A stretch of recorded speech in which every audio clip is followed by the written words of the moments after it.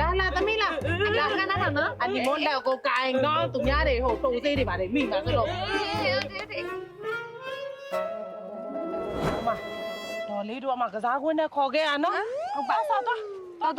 အညာကြီးပဲတော့သွားအမစီးလိုက်ရှိတယ်ဟိုမှာရှိတယ်တော့နေမယ်တော့အေးရေကမဝဲကျွေးမယ်ဟုတ်လက်ပြမယ်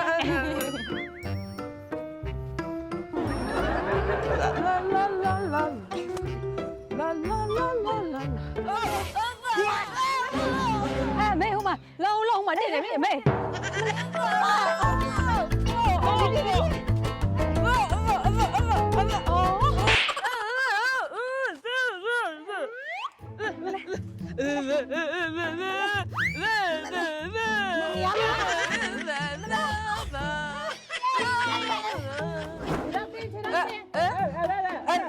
အ